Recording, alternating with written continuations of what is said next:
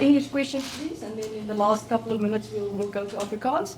And then just for a even split, because we've got quite a lot of media here today, just raise your hand when you want to ask a question, and then we'll get you. So, by the way. Jacques, maybe start us off with the way you guys, your thought process in splitting the squad and why certain guys are here and why certain guys are not busy. Yeah, we decided to split the squad because we just out of experience know that it's probably impossible, not impossible, but very difficult if you go and play a test match in New Zealand and you play a test match in South Africa on the Saturday, you have to fly out on the Sunday evening and you only get there on, if my memory serves me correct, we haven't been there since 2019, but you'll only get there like 12 o'clock on Tuesday, late Tuesday. So you only have one training session, you know. So we decided to do that just to give us the best opportunity to do well in both test matches. Obviously, the team that we selected for this one, we believe is good enough to compete with Australia, and then have a couple of guys there that probably will physically get over the jet lag once we get there on a Monday, and so they're ready to go from Monday for the test match against New Zealand. We actually probably feel that that's showing respect both sides. You know, that's why we kept them till as late as possible, so we can give the team that's going to play against Australia the best opposition and preparation time available, and then the other guys are fresh when they get there. And just a word about Jean Klein, making his debut. Yeah, yes, happy for him, obviously for him and his family. We myself and Rassie came a long way with John from Stormers days, you know, and then at Munster. So, yeah, happy for him and wishing him all the best. Maybe just say with two squads split, like what the team announcement there, just Ox picked up her England spec in a training session, so a bit of that rounding, which we'll find out later this afternoon. So as we said last week, we were keeping some flights to Tuesday night and Wednesday night, depending on how already our team prepared for Australia, and obviously with him being there, Captaincy will stay behind until we got 100% clearance. And Ox is out with that back muscle. Then Captaincy will move into the team.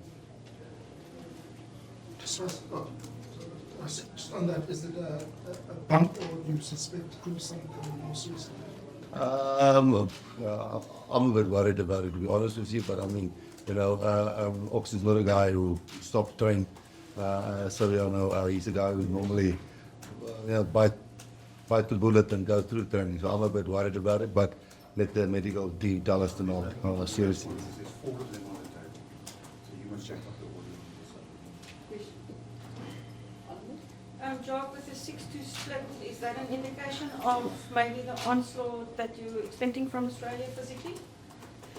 Yes, listen, I can't give a comment on Australia. I'm not sure what their team is even going to look like. So it's just what we feel, the guys that we keep here, especially if you think with the versatility we have in Damian Willems and with Grant Williams that can cover us on wing and 9, I think it gives us the best opportunity to go with the 6-2 split, and it's something that we've used in the past with success. Obviously, there is no perfect scenario 5-3, 6-2. There's always a little bit of risk in both. But for us, we feel with the cover that we have on the bench in those two players gives us the luxury of going with the 6-2 split. I know you can add to that, sorry man. Just the other thing that may be interesting for you guys and ladies is that when we play World Cup, there's some 5-day turnarounds, there's longer turnarounds when we get to quarterfinals, if we get to quarterfinals. And the way we've structured these 2 weeks is obviously worth we're training yesterday and today and not this afternoon and tomorrow. It's obviously a bit different than where we normally train Monday, Tuesday, Wednesday morning, and then Wednesday afternoon and Thursday off, and then Friday as a captain's practice. We will also reject that a little bit just to see how it works when we get to those teams in the World Cup pools, and also then gave us the opportunity to get the New Zealand boys when they're there. Well, the bulk of them, as you would count, there wouldn't be a full squad on that side, so It's more them being first. Then we can focus on New Zealand from now on because they've only focused on Australia. And I think sometimes that can happen as World Cup as well. So definitely eye on the Rugby Championships, but the 1 foot almost trying a few things with this Pacific squad. Jacques, if I can ask you, if you look back at last year's test against the Wallabies, those 2 tests, which one did you learn more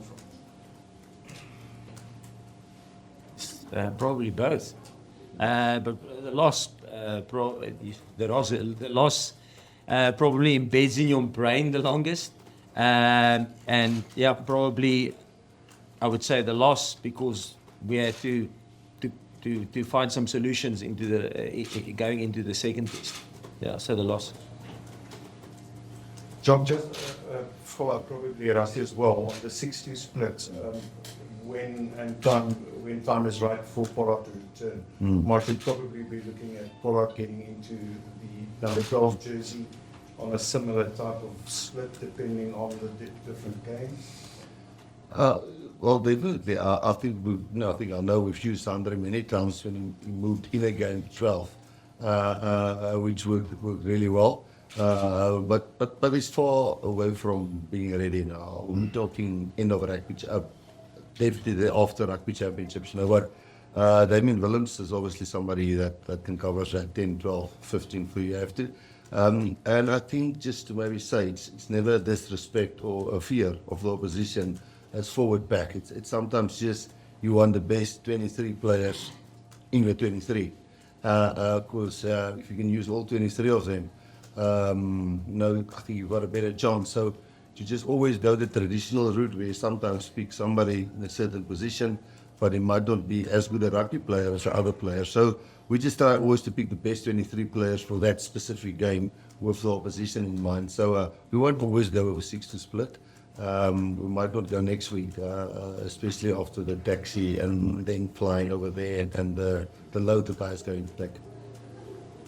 Rassie, Eddie Jones said that he would have loved you guys to pick your best team, which it won't be like that. Can you understand if the Australians will be disappointed or feel a bit disrespected that you haven't picked your best team this week? No. Well, I can tell you we definitely don't disrespect them. That's why we're only letting the guys fly across tonight, and 1 or 2 might only fly across tomorrow because we want proper preparation. We've been preparing for 3 weeks for Australia. And I think it's more respect for the competition. It's not a lack of respect for Australia, it's respect for the competition. I mean, we would not really have a chance against New Zealand if we arrived there on Tuesday and had 1 training session after we play a quality side like Australia. So no, I'm pretty sure it will be a very competitive match on Saturday. I think Eddie will get that. Australia are in the same boat. They've got to go back to Australia and play Argentina this week. Are you surprised they brought their best team over here? No, I can't talk for them, but I do know they've got 2 home games in Australia where we don't. We fly to New Zealand and fly back here. They go home and stay home for 2 weeks, so it's a bit of a difference.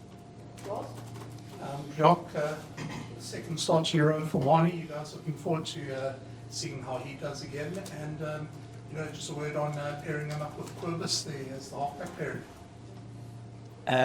No, very looking forward to give Mani a little bit of a go and start him again. Obviously, he was good last time out, and it will be interesting. I think that combination will be quite exciting between Mani and Quillis. Yeah.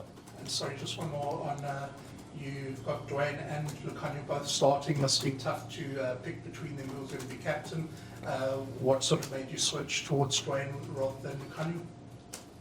I think in terms of captaincy, it's actually I wouldn't say it's a tough decision. We know Sia is our captain, and we will have some interim captains leading up to the World Cup. And we are fortunate that we have a lot of good captains within the side. Dwayne is one who's captained the South Africa before. Even there's multiple. I mean, Captaincy at this franchise level, there's multiple good leaders. Yeah, so I won't say it's a tough decision. We're happy with Dwayne and the leadership that he gives, and we know him, and he's a cool, calm head, lots of experience. So yeah, no, it's not a difficult decision for us, captaincy.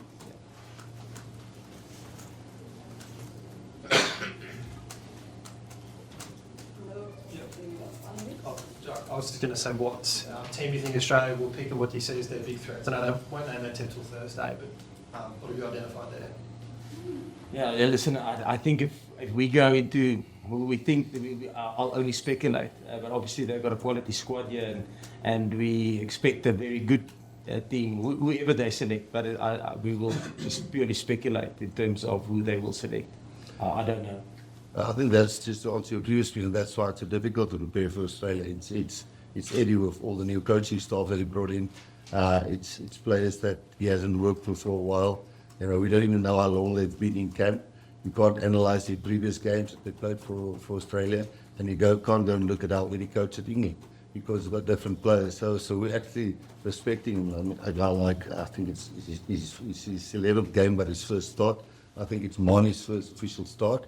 So, and I think that's what we want to learn. And again, to get back to the respect side of things, if we see the players who are starting in this game making it against Australia, it gives us good answers what we can do in a World Cup against big teams. Jacques, I know that it's out of your control because of COVID and a lot of things, but how weird is it that the Boks are only playing Australia at home for the first time since 2019? Yeah, no, it is quite weird. I mean, we've been there for 2021 and 2022, so it's nice to have them here with us again, and likely going to New Zealand. You know, it's the first time that we will play in New Zealand since 2019. So it's weird that you have a whole stint as a head coach, and you're only going to play one test match in New Zealand. It doesn't normally happen like that. But yeah, like you rightly say, it's COVID, and just happy it's back to normal. It's nice to have Australia here. It's nice to play them here, and it's going to be awesome for us to play New Zealand and New Zealand again. There's always a lack of vibe. And has the absence of Super Rugby, for again reasons that are beyond your guys' control, made preparing for these games slightly more different and difficult, because watching guys playing and watching guys in terms of analyzing them and actually playing against them week in, week out are two totally different things? Yeah, I think obviously we keep a quite close eye on the Super Rugby, but I would say the difference is probably just the fact that in the URC sometimes the weather conditions is a little bit different. Especially if you go and play on a windy, wet day in Connacht. I mean, you can't play the same type of style that they play in Super Rugby. So I would probably say it's fair to say that Super Rugby is probably a little bit quicker sometimes or more regularly. But on the back end of that, you might have a nice dry day on a 4G pitch in the URC where the game is just as quick. So I think that's probably the difference, I would say, between the two competitions. But we're fortunate that we can play in the URC competition and also then compete internationally with the Southern Hemisphere. So you get a little bit of both. Jock, what's the plan with Eben? Is he ready to play in New Zealand? How far is he with his recovery? Yeah, medically. Yeah, Eben's here. Sorry, I spoke to the doc this morning. Yeah. Even and Sia is also going with from that side. Sia obviously not playing, but with the three management members going across as conditioning coach, physio, and manager, we can give a good treatment, one-on-one treatment with Sia, knowing when his target is, and obviously his captaincy whilst working with the guys on that side is really important. And Evan will definitely be in the mix for that game. We will be ready to play. Just going back to Dwayne, there's been kind of speculation that in terms of the World Cup, he might be the sort of guy that you look on to come on in the final quarter and just bring a really sort of cool head. You mentioned his experience and all of that. Obviously, starting this weekend though, how much of that was because of your hand being forced a bit with the captaincy, or do you still see Dwayne as being, you know, he can for either roles? He can start for you and play for an hour, or come on at the back end of the game? No, definitely. I think for definitely both roles, and we will never. Like I mentioned, the captaincy is not a difficult thing for us. it's not a difficult decision. There's a lot of good leaders and a lot of guys that will do their country proud as a captain. So Dwayne definitely see him as fulfilling both, you know. But there is a Jasper who's playing well. So obviously it's probably going to go on performance in terms of who will probably start or not. Maybe just the captain is chipping in all the time. But people might not agree with that, but we tend to feel somebody that's close to the referee. Sometimes better suited to be a captain because the referee is never standing in the back line. You know, there's a scrum being formed or line out being formed, and communication, which is one thing, and the respect we want to show the referees. And this year is something, as you all know, we try to rectify and get right. And the closer the captain is to the referee would obviously be beneficial, not just to communicate, but also understand and listen and hear what he says and the other way around. So loose forward and 9 is always in a nice position to be a captain. Rusty, you've got a lot of history with Eddie going back to the World Cup final and prior to that. What was your reaction to his appointment? Were you surprised that he's coming at such short notice with Australia and, you know, he's done with England, turning things around quickly, and you've had experience with that too. Do you think it's possible so close to a World Cup to make big changes? Yeah, definitely. Yes, I can tell you, he can definitely do it. And I said it last week because I think he works with Australians, and he doesn't have to get used to the way they think, the way they operate, the way what makes them tick, what gets them up, what makes them last longer in the game and be more physical, whatever the case may be, or more tactical or technical.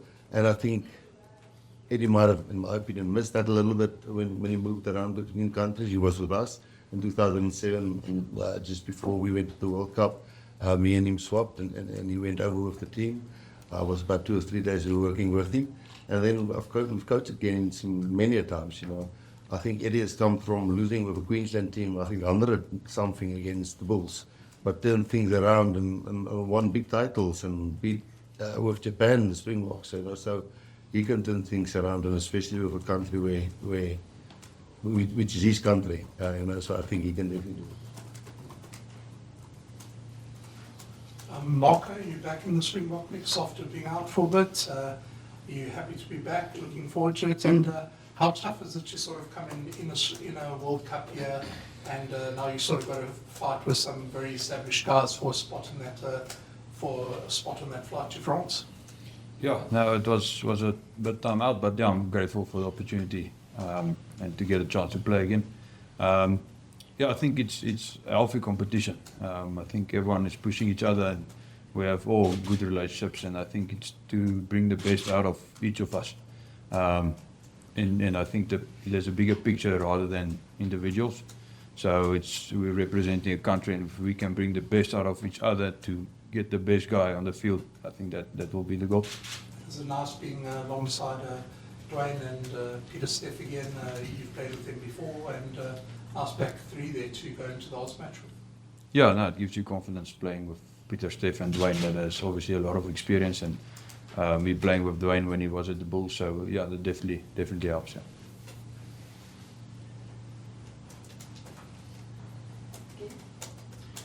Marco, as an open side flanker, Australia the toughest guys for you to play against? They always seem to put a lot of emphasis on a lot of effort. They go hard at the breakdown, and they've got some really good practitioners there. Yeah, so they are obviously good poachers, and it's a focus point of them to put our breakdowns under pressure. So yeah, it is obviously a threat, but yeah, I think each team these days have good players that can poach on the ground. So I don't think you focus on it one game and don't focus on the next. I think every team wants to slow that part down, because you have over 100 breakdowns a game, and where you only have maybe 8 scrums and a few lineouts. So I think it's a big part of the game, and I think it became a big focus for all teams. Marco, Loftus will be back on Saturday. A nice home game for you. Yeah, it's definitely home, and yeah, some of us haven't seen Loftus packed or played in front of a packed Loftus for a long time, especially franchise level. It doesn't get as full as it can be. So no, I think all of us, me, Kurtley and Woody, being at home, it means a lot, and it's going to be very special. Captain, you've got quite a record. I think it's 7 tries and 6 tests. Looking to actually add one there, Loftus. Yeah, no, I must say I'm grateful for another opportunity, and I'm just looking forward to the game and contribute to the team, and yeah, looking forward to it. And just playing at Loftus, starting a test there, what does that mean to you? Yeah, like Marcus said, it's gonna be special. Playing in front of the home crowd representing the country, it's gonna be special. Any further English questions? Then we can switch off the call. Okay. Currently, so you're going into your second year of international rugby. Just tell us, what were the names that you learned from your first year at international level? It was obviously hugely successful for you personally. I must say the first thing I've learned was the coach said if you make a mistake, forget about it and just focus on the next job. And that was one of the big things I've learned, being in the system.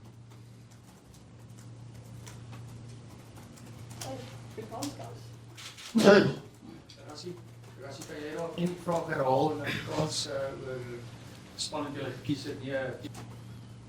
So can you just have the same question as English, please? Just on Ox. On Ox, okay. Yeah, no, if Ox is a serious one, which I personally got a gut feeling it's a serious one because he's not the kind of guy that will normally not finish a training session. If he's out, I personally think it's a big loss.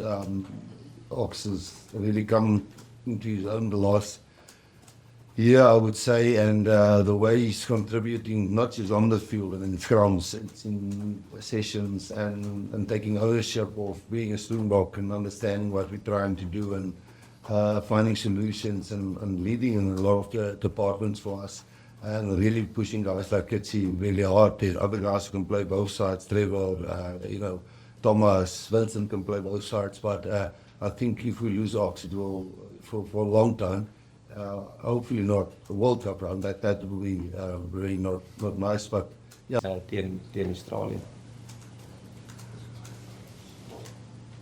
So guys, we've got one last request for an English question and we'll wrap it up. Rassie, you spoke about it a couple of weeks ago, but Derek Houcott's now out of hospital. He seems to be over the worst. Having a test match here in Pretoria now, does that add a little bit more to it, make it a little bit more special, to see that he's now over the worst and hopefully on his way back to a full recovery and Boks playing here this weekend?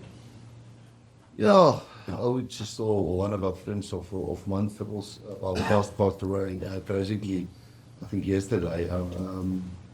When somebody's ill or somebody's lost someone, it's sad. Or also want to say to everybody on the Munster side and on the Irish side, I've actually got this friend of ours that we worked with closely when we were at Munster for Women's Family. I know his son is playing for Ireland in the under-20s, and then also we're very happy that Derek is getting better. As I'm saying, I'm not on top of that. We don't know all the ins and outs, but it's just great news. He's getting better, and we're playing with Loftus. I know he was the leader of Loftus, so hopefully we can do that for him as well. Okay, guys, we'll wrap it up with Walter. Rassie, just on the trainees, I know you touched on it last week. It's surprised you how things have seemingly quickly changed, not only in senior rugby, but also now in senior and junior rugby, with the Northern Hemisphere teams showing. Yeah, I think definitely France and Ireland is doing something fantastic right in the junior rugby. Italy also, Italy just lost to Georgia. So, yeah, I think the junior rugby is really, it's not an excuse. Everybody had it. I think what happened with COVID is a lot of continuity, getting your hands on youngsters, getting them into academies, getting them to under 17 camps, getting them to under 18 training weeks. I think there was always a time where we were going to feel a little bit of a dip in that pipeline just because of that vacuum that was there. But then again, the other countries, I don't know if they were, well, Italy was a country who went severely through the COVID. I remember one of their players was actually an ambulance driver at one stage to help out there. So that can't be an excuse, but no, I think you're right. It's becoming so competitive and professional at all the tiers. But I think, luckily in a way for us, Georgia beat Italy, and I think we just have to beat Argentina to go through. But that will still be a really, really tough one. It's surprising the pros are not the gap. Yeah, that's what I mean. It's definitely, yeah. I mean, Georgia is a grind, Italy is a grind. You know, the Irish drew and they beat some of the best teams. And if you just look at the amount of players in Ireland, I mean, the country's got 4 million people. There's not a lot of professional rugby players there. So they're really doing things really well. And it's really competitive. You can't say who's going to win. Can't say who's going to win. Can't say who's going to win. Can't say who's going to win.